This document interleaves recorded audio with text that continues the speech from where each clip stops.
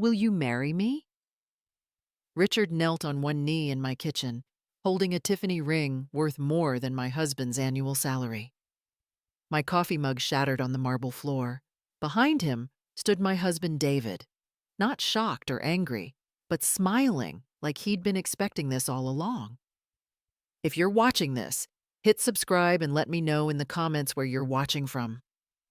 Let me back up and tell you how a quiet Tuesday morning coffee turned into the most twisted betrayal I could never have imagined. My name is Grace Mitchell, and for 15 years, I thought I knew my life. I was the devoted wife who packed David's lunch every morning, ironed his shirts, and smiled at company parties where his boss, Richard Blackstone, treated me like furniture. You know the type. Those men who look right through you while shaking your husband's hand, as if you're just part of the decor. Growing up, I learned early that being overlooked was my default setting. My parents were busy building their medical practices. Dad was a cardiologist, Mom, a pediatric surgeon. I was the quiet middle child between my overachiever older sister Jessica, who became a federal prosecutor, and my baby brother Mike, the family golden boy who now runs his own tech startup in Silicon Valley. Every family dinner was a performance where I served, cleaned, and listened to everyone else's accomplishments. Jessica's latest court victory, Mike's newest app launch, Mom's research publication, Dad's life-saving surgery. When they asked about me, it was always with that polite but distant tone. And how's married life, Grace? Like being a wife was my only identity. The pattern continued into my marriage. David worked as a senior accountant at Blackstone Financial, a mid-sized investment firm downtown. I'd met him at my college roommate's wedding. He was charming, stable, and seemed genuinely interested in what I had to say. After 3 years of dating, we had a simple courthouse wedding that my parents attended with the same enthusiasm they'd show for a dental appointment. Those early years weren't bad. We lived in a cozy 2-bedroom apartment in Queens, and I worked as a graphic designer for a small marketing agency. But slowly, I started shrinking again.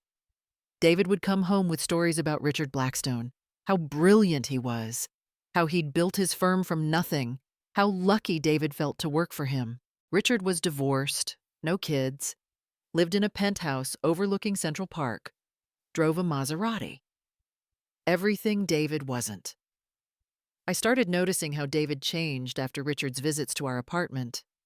Yes, our apartment, because apparently Richard liked to check in on his employees' home lives. He'd show up unannounced, usually on Sunday afternoons, claiming he was in the neighborhood.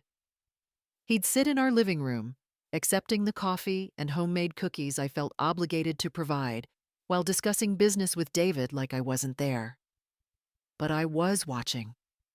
I saw how Richard's eyes followed me when I moved around the room, how his compliments about my baking felt lingering, how he always found reasons to brush against my hand when I refilled his cup.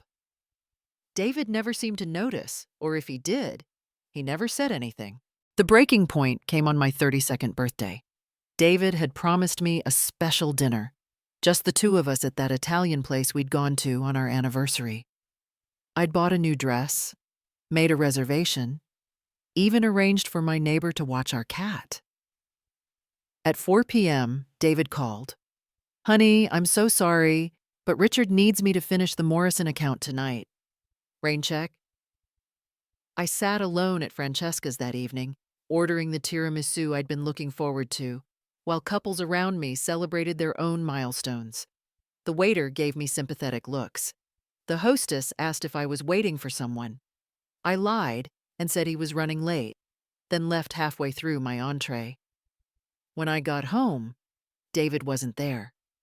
The Morrison files sat untouched on his desk. His laptop showed he'd been browsing car dealerships all afternoon. That night, lying awake while David snored beside me, I made my first real decision in years. I enrolled in an online MBA program. I didn't tell David. I didn't tell anyone. For once, I wanted something that was completely mine. Juggling work, school, and playing the perfect wife was exhausting. I'd study in coffee shops during lunch breaks, complete assignments after David fell asleep, participate in virtual group projects from our bedroom at 5 a.m. David never asked why I was always on my laptop, why I had new textbooks, why I sometimes got calls from classmates. He was too busy being Richard's right-hand man. The more I learned about business, finance, and leadership, the more I understood what was happening in my own life. Richard wasn't just visiting us socially, he was studying us, studying me. Every compliment about my intelligence, my organization skills, my wasted potential, it was all leading somewhere. I started paying attention to the numbers. Richard's visits increased to twice a week. David started working longer hours, always on projects that seemed to require extensive after-hours mentoring. Our joint bank account showed expensive dinners charged to David's credit card, but he never brought home leftovers or mentioned eating out. Then came the night I found David's second phone. It was hidden in his gym bag, the bag that never seemed to actually make it to a gym. The messages were all there, months of them. Richard wasn't just David's boss. He was David's, I don't even know what to call it, mentor, father figure, control freak? The texts read like a master manipulating a very willing puppet. Your wife seems lonely lately. Maybe I should check on her more often. She's too smart to be wasted on housework. I could find her a position at the firm. Has she mentioned wanting children? A woman like Grace needs purpose. And David's responses made my skin crawl. She trusts you. Whatever you think is best. She's always admired successful men. I think she'd be flattered by the attention. If it helps my career, I'm open to anything. The final message was time-stamped 2 hours before Richard's proposal in my kitchen. Today's the day. She'll say yes once she understands the arrangement.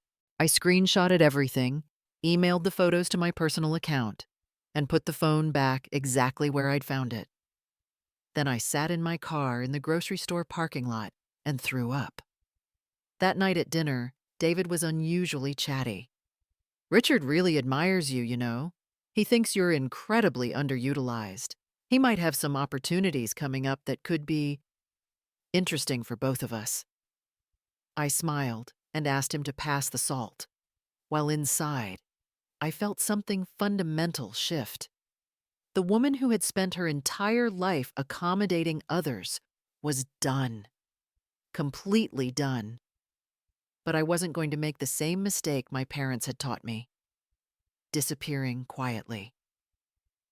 If David and Richard wanted to play games with my life, I was going to show them what a woman with an MBA and nothing left to lose could do. I started documenting everything, every visit, every inappropriate comment, every time David conveniently disappeared when Richard was around. I researched Richard's business, his finances, his divorce settlement. I reached out to my sister, Jessica. We hadn't talked in months, but I needed legal advice, and she owed me 15 years of ignored birthdays. Grace? Jessica's voice was surprised when I called her office. Is everything okay? You sound different. I need to know about harassment laws, I said, and marriage fraud, and possibly embezzlement. There was a long pause. Come to my office tomorrow. Bring everything. Jessica's office overlooked Manhattan from the 42nd floor of the Federal Building. She'd changed since I last saw her, sharper, more focused, but when she looked at me, I saw something I hadn't seen in years. Respect. Jesus, Grace, she said, after reviewing my documentation. This isn't just harassment. If Richard is leveraging company resources to manipulate your marriage, and if David is complicit, this could be wire fraud, conspiracy, maybe even extortion depending on what they're actually planning. What do you mean, what they're planning? Jessica pulled up Richard's financial records on her computer. Richard Blackstone is worth about $12 million, but his company is hemorrhaging money. 3 major clients pulled out last month. The SEC has been sniffing around his books. If he's planning to marry you, there's a reason beyond your sparkling personality. No offense. None taken. What kind of reason? Well, for starters, married couples can't be forced to testify against each other. If Richard is in legal trouble and David is his accomplice, marrying you would create a legal shield. Plus, your graphic design business. You do realize it's worth more than you think, right? I stared at her. It's just a small client base. Grace, you have contracts with 6 Fortune 500 companies. Your intellectual property portfolio alone is worth at least $2 million. Add in your client relationships, your reputation. If something happened to you, your next of kin would inherit everything. The room spun slightly. Next of kin meaning my husband, meaning your husband, who happens to be controlled by a man facing potential federal charges. Jessica leaned forward. Grace, I think they're not just planning to use you. I think they're planning to replace you. That afternoon, I did something I'd never done before. I called in sick to work, drove to the most expensive salon in Manhattan, and got a complete makeover. New haircut, professional styling, makeup lesson, the works. Then I went to Nordstrom and bought the kind of outfit I'd always admired, but never thought I could wear. A tailored black suit that made me look like I belonged in a boardroom. When I walked into our apartment that evening, David's jaw dropped. Wow, honey, you look different. What's the occasion? I'm tired of looking like a housewife, I said. I want to look like a woman who knows her worth. David laughed nervously. Well, Richard is coming over tonight to discuss that opportunity we mentioned. Maybe tone it down a little? You know how he prefers approachable women. I looked at my husband. Really looked at him. When had he become such a stranger? When had I become so invisible to myself? Actually, David, I think Richard will appreciate seeing the real me for once. Richard arrived at 7 p.m. sharp, carrying a bottle of wine that cost more than our monthly grocery budget. He stopped short when he saw me, his eyes traveling from my styled hair to my designer heels. Grace, you look formidable tonight. Thank you, I said. I feel like myself for the first time in years. We sat in the living room, the same formation as always, Richard in the armchair, David on one end of the sofa, me on the other. But this time, instead of serving them and fading into the background, I sat with my back straight, my hands folded, my eyes never leaving Richard's face. Grace, Richard began, I've been thinking about your future, your potential. David and I have been discussing ways to maximize your assets. My assets, I repeated. Your intelligence, your creativity, your business sense. You're wasted in your current situation. I'd like to offer you a partnership. What kind of partnership? Richard glanced at David, who nodded encouragingly. A personal partnership. Grace, I'm offering you the chance to be with a man who can truly appreciate what you bring to the table. Are you asking me to leave my husband for you? I'm asking you to upgrade your life. David understands. He wants what's best for you, for all of us. I looked at David, my husband of 8 years, the man who'd promised to love and protect me. He was nodding like Richard had just suggested changing our cable package. And what's in it for David? I asked. David becomes my full partner in the business. We expand internationally. He gets everything he's ever wanted professionally. And personally, what does David get personally out of this arrangement? Richard smiled. David gets to see his wife happy and successful. That's what any good husband wants. I stood up slowly. Both men looked surprised. Excuse me for a moment. I need to get something from the bedroom. In our bedroom, I opened my laptop and printed out 3 copies of everything I'd compiled. The phone records, the financial documents, the SEC investigation details, the evidence of their conspiracy. My hands were steady. My breathing was calm. For the first time in my adult life, I knew exactly what I was doing. When I returned to the living room, both men were whispering intensely. They stopped when they saw me. "I've made a decision," I announced. Richard leaned forward. "I knew you were smart enough to see the opportunity here." I handed him the first folder. "That's your SEC investigation file, the one where they're looking into how you've been using company funds for personal expenses, including your elaborate courtship of your employee's wife." Richard's face went white. David looked confused. "Grace, what are you—" I handed David the second folder. "Those are screenshots of your text messages with Richard planning this whole thing, including the ones where you discuss what happens to my business assets after Richard and I get married." "Grace, let me explain." "No!" My voice was sharper than I'd ever heard it. "You don't get to explain. You don't get to manipulate. You don't get to treat me like a business transaction." I kept the third folder for myself. "This is my documentation of everything. Every inappropriate visit, every manipulative comment, every time you two conspired to control my life without my knowledge. It's also a copy of my MBA thesis on corporate fraud, which I completed last month with highest honors." Richard stood up abruptly. "Grace, you're clearly emotional right now. Why don't we—" "Sit down." My tone stopped him mid-sentence. "I'm not done talking." Both men sat. "Richard, you're facing federal charges. Your company is bankrupt. Your plan was to marry me, gain control of my business assets, and use David as your inside man to hide money from the SEC. When the investigation got too close, David would conveniently have an accident. You'd comfort his grieving widow and eventually inherit everything legally." "That's insane," David sputtered. "Grace, you're being paranoid." "Am I?" I opened my laptop and turned it toward them. "Because your Google search history suggests otherwise. How to make car accident look natural. Life insurance payout after accidental death. Grieving widow support groups." Should I go on? The silence in the room was deafening. Richard recovered first. "You can't prove any of this. It's all circumstantial." "You're right," I said.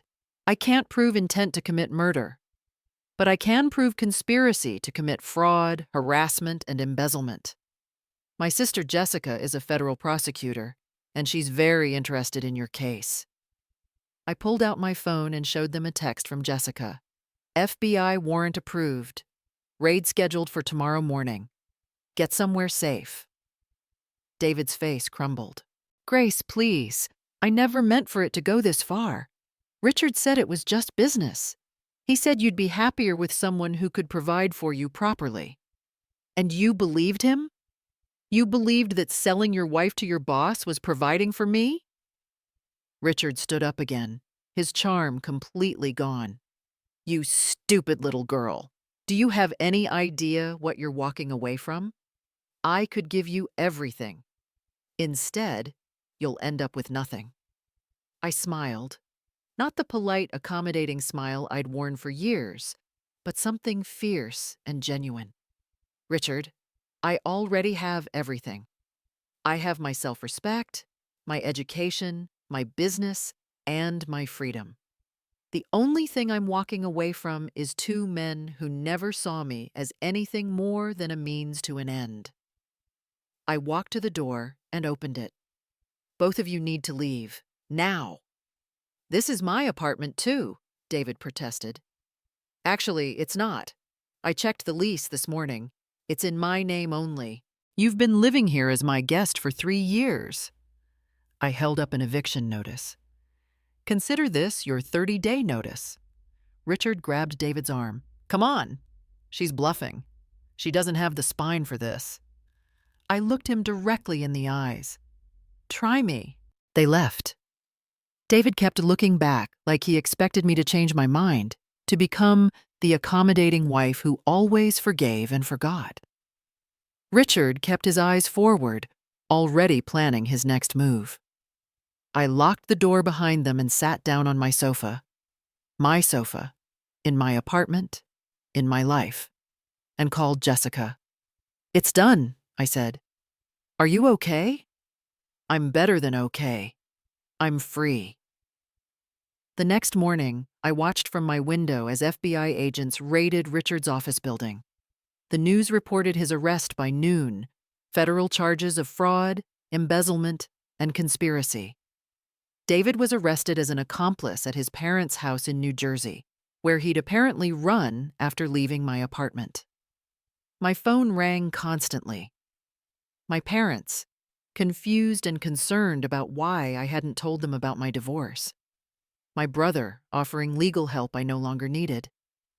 David's parents, begging me to post his bail. Richard's ex-wife, calling to thank me for finally bringing him down.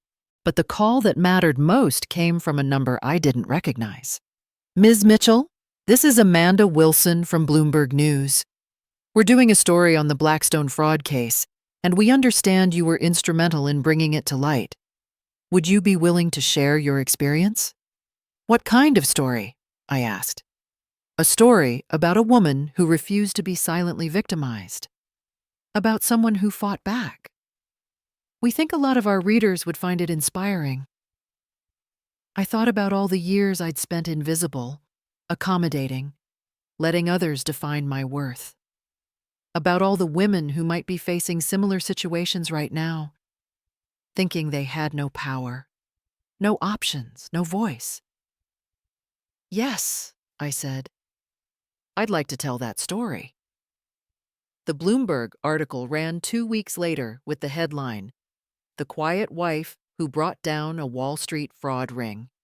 It was picked up by CNN, The Washington Post, and eventually went viral on social media. Suddenly, I wasn't just Grace Mitchell, the accommodating wife.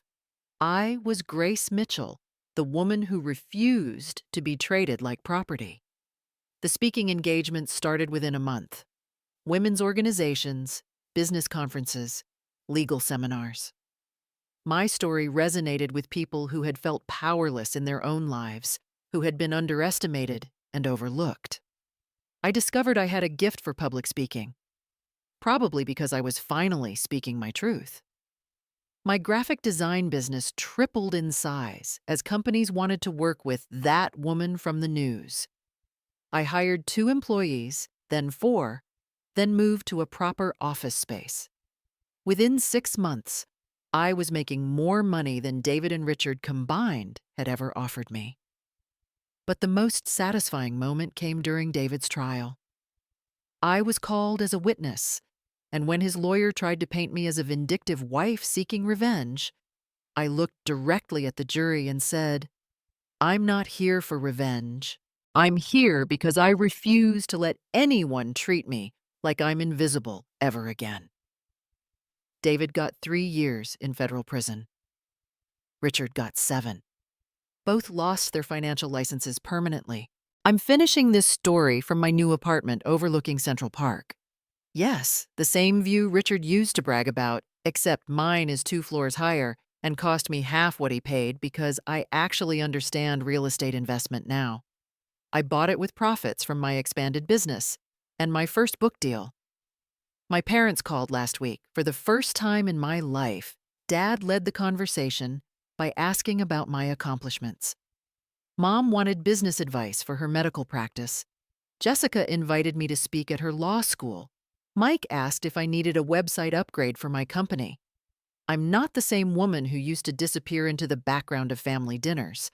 I'm not the wife who packed lunches and ironed shirts while her husband plotted to trade her to his boss. I'm not the daughter who smiled and served while everyone else's achievements got celebrated. I'm Grace Mitchell, CEO of Mitchell Creative Solutions, best-selling author of The Invisible Woman's Guide to Taking Back Your Life, and keynote speaker who teaches women that their worth isn't determined by other people's recognition. Do I miss being married? Sometimes. Do I miss David specifically? Not for a single second. Last month, I got a letter from David in prison. He apologized, said he'd been manipulated, claimed he never meant for things to go so far. He asked if I'd consider visiting him, maybe working on reconciliation when he got out. I didn't respond. Not because I'm cruel, but because I finally understand the difference between forgiveness and enablement. I forgive David for being weak and Richard for being predatory, but I don't owe either of them access to my life ever again. Some people ask if I'm angry. I'm not. Anger is what I felt when I was powerless. What I feel now is something much more dangerous to people who underestimate women. I feel powerful. I learned that the opposite of invisible isn't visible. The opposite of invisible is undeniable. Thanks for watching this story. If you were in my position, what would you have done when you found those text messages? Would you have confronted them immediately, or would you have played the long game like I did? Let me know in the comments, and don't forget to subscribe for more stories about women who refuse to stay quiet. Because trust me, this was just the beginning of my journey, and the next chapter is even better. Remember, you don't owe anyone your silence. You don't owe anyone your smallness. And you definitely don't owe anyone your invisibility. You owe yourself your own life. Make it count.